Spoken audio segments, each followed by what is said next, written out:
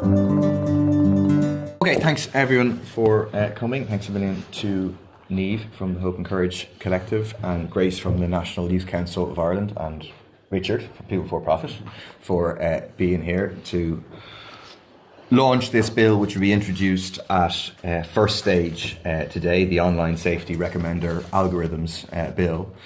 Over the last couple of weeks, the very dark side of social media has come into the glare of public attention, with the reality that Grok was operating through X as a child sexual abuse image factory.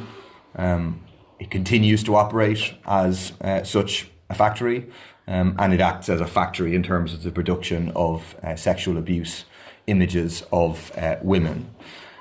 In response to that, I think the government was exposed in response to that. Like, the basic government approach towards big tech, as it has been towards Trump, is to appease anything that big tech wants. We have Taoiseach, who has lauded AI without qualification as representing the new industrial revolution, being as significant as the invention of the printing press, without any mention of any potential downsides. So we have very much a tech booster government, but obviously came under massive public pressure to say this is simply not acceptable. We don't want child sexual abuse imagery being created in this way. Felt under pressure from the public. Then you had people, one minister saying effectively this is an individual issue. This is a matter for those creating it. It's not the machine that is actually creating it. It's not the platform where they're being put on, which is patently ridiculous. At the weekend, Simon Harris, I think under pressure in an interview, said some things are more important than money when talking about this issue. And I think that's the question for the government now. There's going to be a choice between the maximisation of profits for big tech corporations on the one hand, and on the other hand, our children's safety, their mental health, their physical health. These two things are set against each other.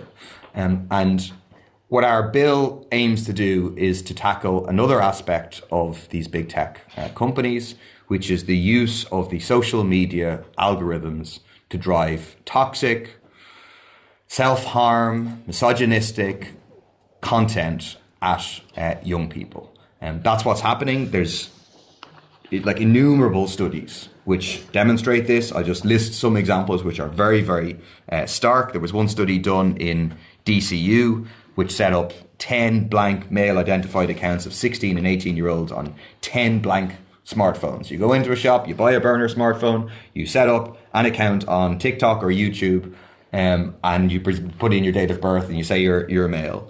All of the male identified accounts were fed masculinist, anti-feminist and other extremist content within 23 minutes on YouTube. They did not, all of the accounts that did not seek out manosphere content were fed it within 2 minutes. By 2 to 3 hours of viewing, the vast majority of the content being recommended was toxic, 76% on TikTok, 78% on YouTube Shorts, primarily falling into the manosphere category, the most prevalent being Andrew Tate. The other toxic categories were reactionary right and conspiracy, accounting for 13.6% on TikTok and 5.2% on YouTube Shorts. Much of it was anti-transgender content. And what strikes you then when you look at what happens if you set up an equivalent account presenting as a young woman is then you are fed very, very quickly content promoting eating disorders and promoting self-harm. So of 1,000 YouTube video recommendations in a different study from the Centre for Countering Digital Hate, 1 in 3 were for harmful eating disorders, 2 in 3 were relating to eating disorders or weight loss, 1 in 20 involved self-harm or suicide content. So this is not people choosing to view this material. This is the algorithm deciding that this is what will get eyeballs to stick on our screens as long as possible in order to maximize the amount of money we can make by then selling advertising effectively. That's the dynamic. And this is having a really corrosive effect on our democracies. These big tech corporations are incredibly powerful, are shaping public discourse, are pushing toxic messages for their own personal interest, the likes of Elon Musk, and to maximize their bottom line. There's often a lot of discussion around social media which says, headline grabbing suggestions like banning social media for young people. But actually, like, the answer here is very, very simple. It's to turn off the toxic algorithms. That's what anyone who has looked at this with any degree of detail has come up with and proposed. The likes of the ICCL have studied this in detail, have said turn off the toxic algorithms. The first interim report of the AI committee in the Dáil, a cross-party committee, agreed unanimously with a recommendation that recommender systems should be switched off by default and social media companies should be banned from turning on recommender algorithms for accounts used by children. That's exactly what our bill does. So it turns it off by default for everybody. You can turn it back on if you're an adult, if you want to have this algorithm to deciding what you see. But for children, we need to protect children, free them from the imposition of this toxic stuff, and leaves the algorithm off for children. It's very, very simple. The question is going to be, the government has previously, Helen McEntee, in response to a question about turning off the toxic algorithms in the Dáil, has given a positive answer to it. The question is, are they going to be willing to act, or will they cave to the lobbying of big tech? Because that's already happened in this country. Commission Naman, in their first draft report, precisely recommended this. Then there was lobbying by social media companies, big tech companies, and it was deleted. And I engaged with the top of Commission Naman at the AI committee on this, and they said, well, after a process of deliberation and engagement with stakeholders, we decided to take it out. And I said, well, who were the stakeholders who engaged? And they said, well, different civil society organisations and big tech. And I said, well, what did the civil society organisations say? Oh, well, they said, this is a good idea. Oh, so it was big tech that called for it to be removed, and then it was removed in the final proposal. So that's the question, is whether we're going to stand up to the big tech lobbying and whether the government is going to be willing to do that. So I'll hand over now to Niamh MacDonald of the Hope and Courage Collective. Cheers, thank you, and thank you for inviting us along today, Paul. So I suppose the Hope and Courage Collective, we work with communities, workplaces and institutions across Ireland to strengthen democracy and build collective resilience in the face of rising far-right hate and disinformation. So from our research and our analysis, algorithms favour emotive and polarising content. It is this content that sustains cycles of harassment, violence, especially against vulnerable or minoritised people, putting safety and lives at risk. These harms are not accidental. They're shaped by platform design, choices that prioritise engagement, growth and monetisation over safety. The Digital Services Act provides a legal framework to address these risks. But if we are serious about enforcement, focus must be on shift to systemic design failures and not solely focus on individual users. I want to give kind of 3 examples of research that we've done of incidents that have happened in Ireland. So City West, you may remember, of October 2025, when there was violence and riots there after the horrific attack on a young girl. So what we monitored and what we documented was unverified images and speculation about Garda activity near City West were rapidly amplified on TikTok, Facebook and X. Algorithms prioritised emotionally charged content framed through an anti-immigrant lens before accurate reporting emerged, similar to the November 2023 riots that we had in Dublin city centre. As engagement increased, hate narratives escalated, calls to action circulated, engagement grew, protest materials began to be recommended and live streams were boosted during disorder. The offline consequences included a congregation of 2,000 people at the peak at the protest, where Garda vehicles were set on fire, fireworks, bottles were thrown, people were hospitalised and the accommodation centre was attacked. We also last summer documented far-right agitators who amplified locations of homeless encampments of people seeking asylum, mainly men seeking asylum, and was due to the encampments were filmed, harassed individuals and used dehumanising narratives to incite hostility. TikTok was the main mode of this amplification. Over a 10-day period, hate influencers' content is escalated rapidly from small thousands to over 124,000 views. The algorithms every day continued to boost this and helped perpetrators identify and target individuals, creating real-world violence. We've also documented arson attacks, which is a key tactic that we see of anti-immigrant activists and the far right.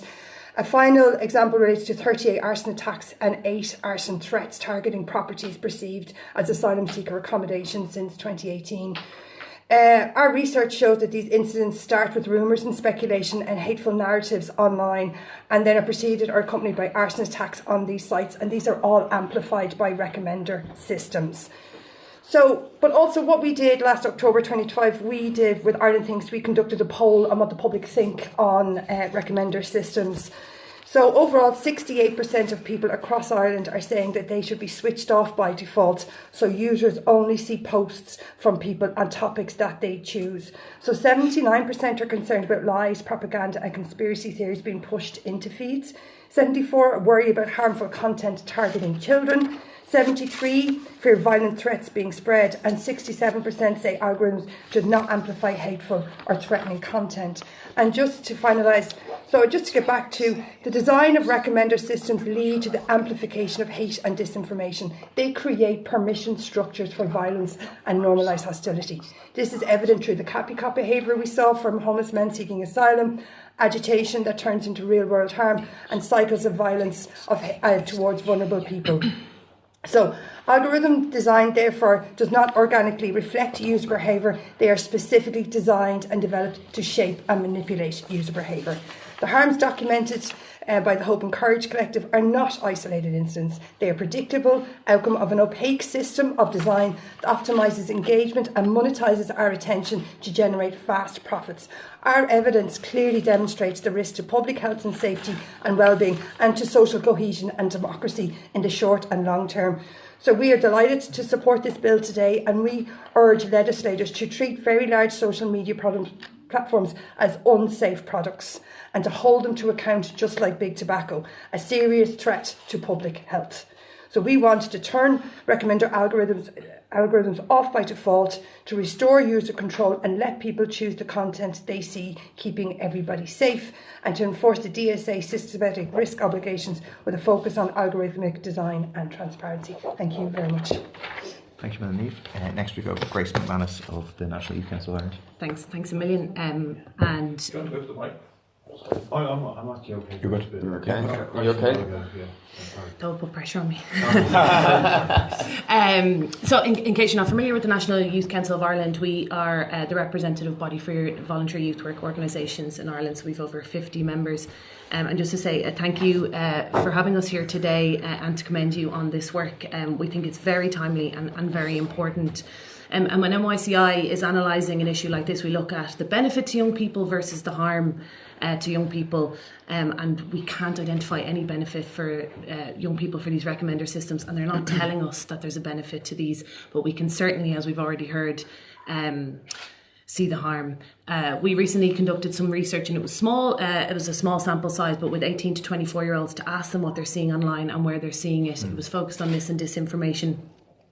And they were able to identify some of the hate, hostility and extremist content that they're seeing as mis and disinformation, but they were still troubled by it.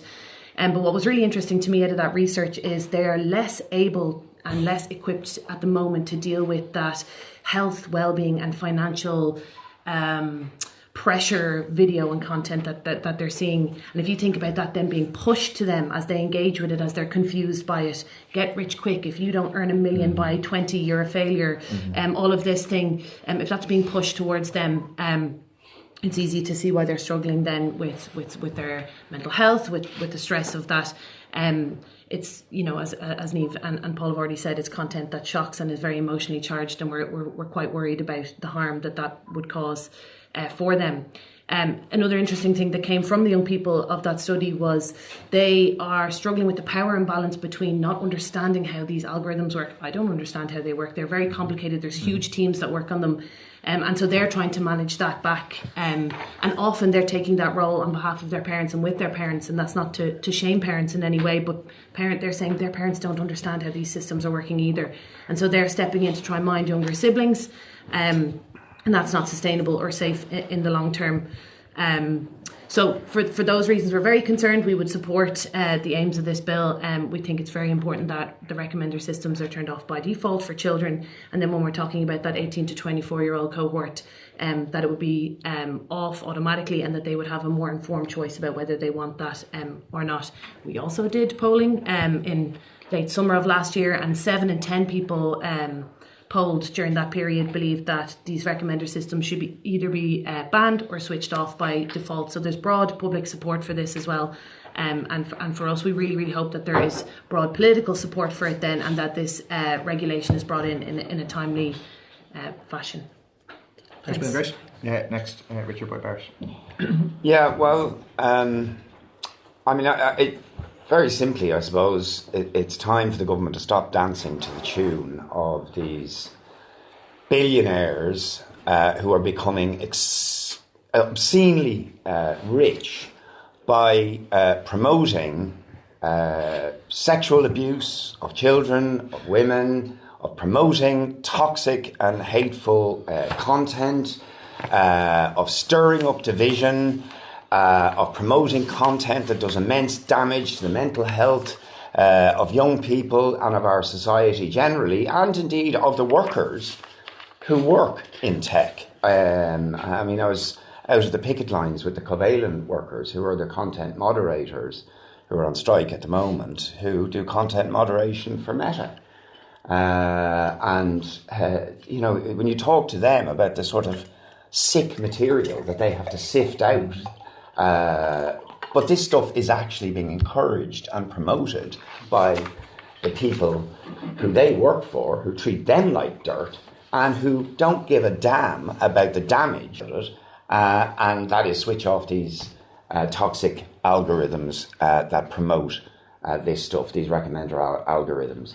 And the question is, are the government going to continue to dance to the tune of the people who profit from this toxic, horrible content, or are they going to represent the wishes of the majority of people who clearly want this stuff to end and who want to see the algorithms turned off?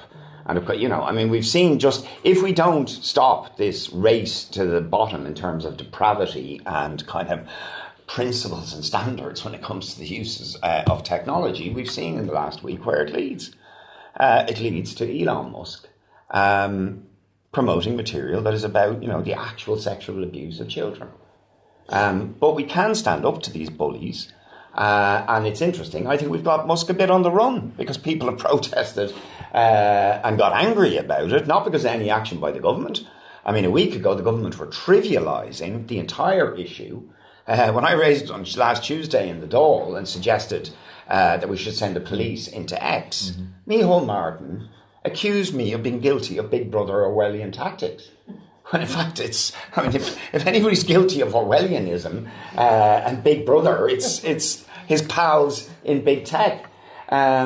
But what's interesting is they've changed their tune. The government have changed their tune, although not enough as far as we're concerned, because of course if you have a VPN you can still get around this geo-blocking. So they haven't actually shut down this despicable app and this feature of this profit from sick content. Thanks a lot, Richard. Okay, questions? I know you mentioned your... Sorry, I was looking in both your directions.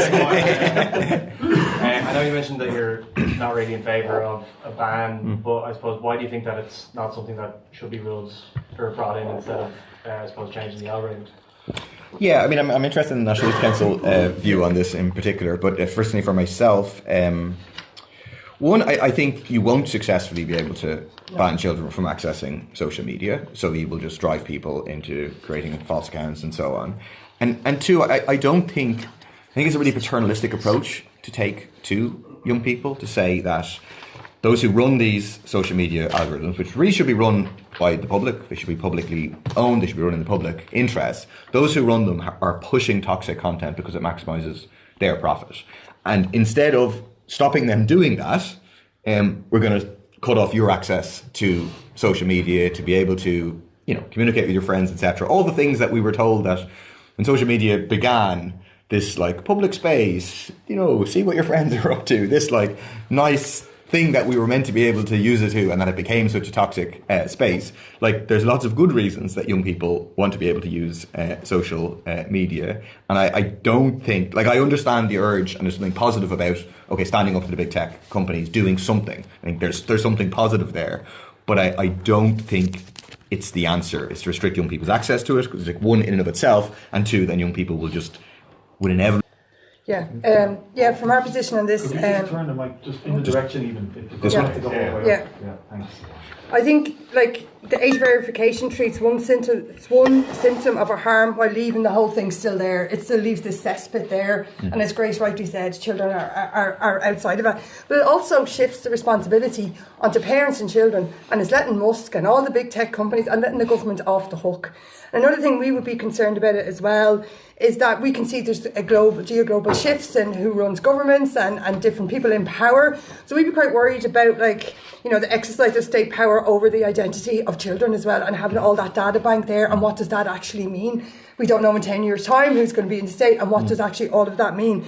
So I think, you know, and so it's making kind of state-run digital identity a condition for accessing or holding a social media account for age verification.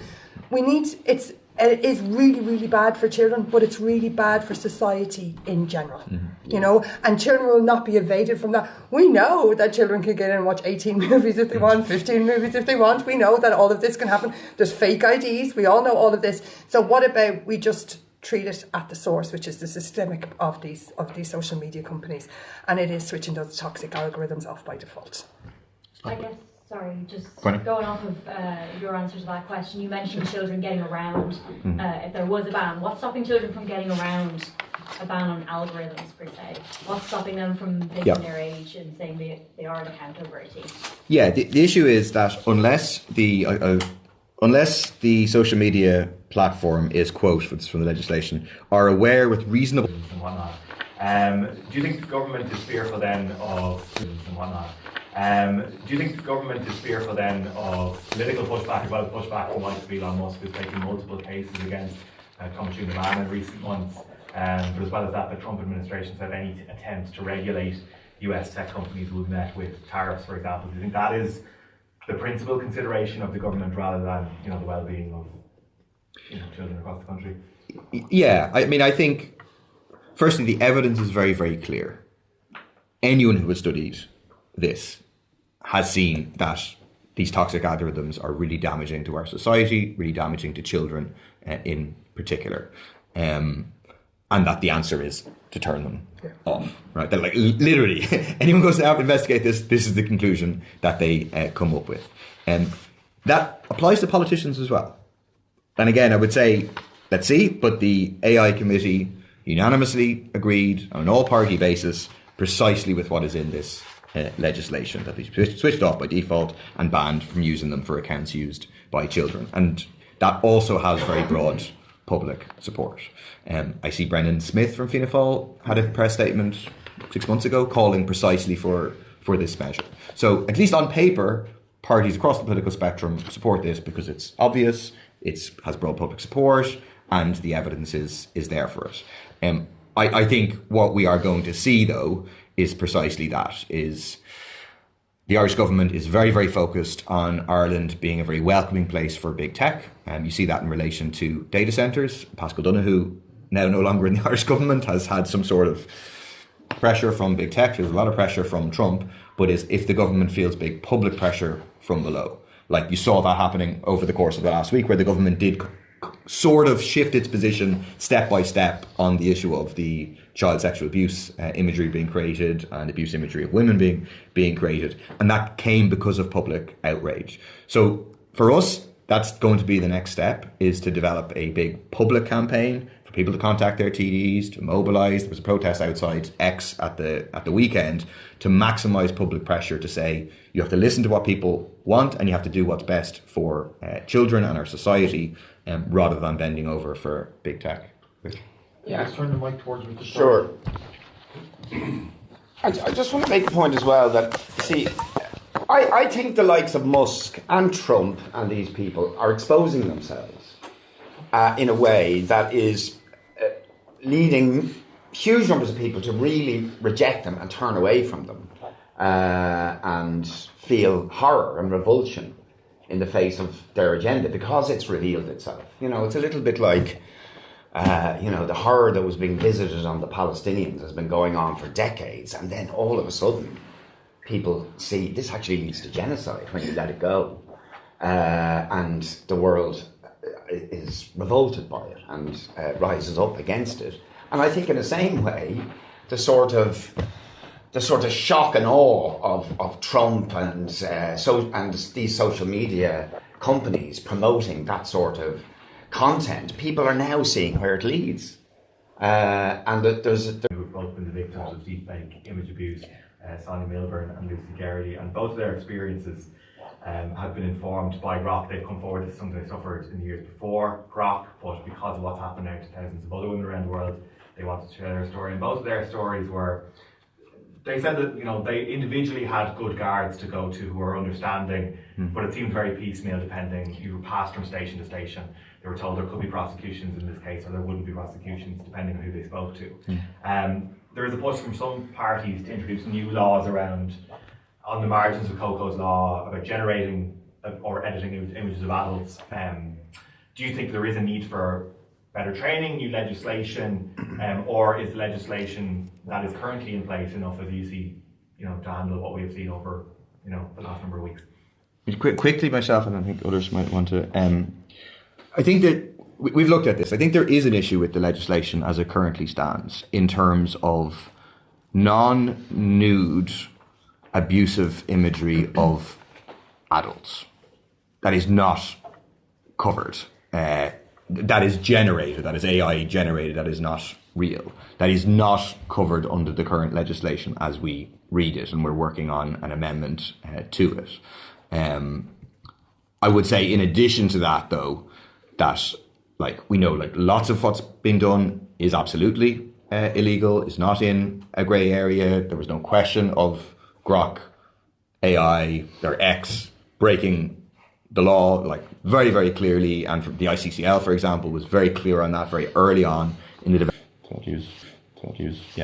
Yeah, I suppose just on a wider point of just the understanding of like harms on social media and real world harms, and not maybe equivalent the two together. Does that make sense? You know, so they can happen physically but not happen online. And we see a lot of that in the work that I do. There's a lot of abuse, there's a lot of threats, an awful lot of that, and then there is trying to get an understanding within the local within Garda Síochána of what does that actually mean. So I do think local Garda Síochána need a better support. I think higher up in the Garda there is a better understanding, but I think on the ground in communities, I think they need support to understand how this manifests from online, and then it can turn into riots, or it can turn into blockades, or it can turn into violence on the ground. So I do think there's other support. But also, I was in the media committee last week when the Garda was there talking about the 200 cases. And we also have to understand that there's a flood going into the Garda when there's actually a mechanism to stop this in the first place. You know, there is actually a mechanism where the structural of turning off those toxic algorithms. And also we have to understand that the toxic algorithms, how they create those algorithms is not, it's not viewed to public. We don't know how they're created. We don't know how they're switched on. We don't know how they're, I kind of see them like a magnet for bad, for toxic content. And we should be demanding that those algorithms are made public. We understand there should be research into them. And also, can algorithms be something as a public good as well? Absolutely. You know, it's not about the big bad internet. Yeah. It's about who's holding the reins of the internet. And at the start of the internet, it was something that could have been very democratic, very social, and for everybody. But now it's in concentrated into the power of these multi-billionaires, and they're wielding that power geopolitically. So I think we need... and they have the capacity... Jeez, we're banjas. Speak for yourself, but of course we don't want to put it all on young people's shoulders either, so there's a role for all of us, and we do that in a supported, mindful of their capacity and their evolving capacity way. And what was coming to my mind as well when you asked the question is, when we're talking about adults, 18 to 24-year-old women fall into that adult category, and they are adults, but they're also maybe in vulnerable parts in their life. Their capacity is still evolving, and we would have particular concern for them, on top of obviously the child safeguarding issues. So that would be our take on that. I think that young people are aware. They tell us they are struggling with this content. They are fearful of this. They are anxious about this, and I think there's a role for them with us supporting them to take on a campaign about this, that it's not the they don't want to be in a world where this content is easily created and is easily pushed. So that's kind of my perspective on that. Thanks a lot. Thank you. Thanks everybody.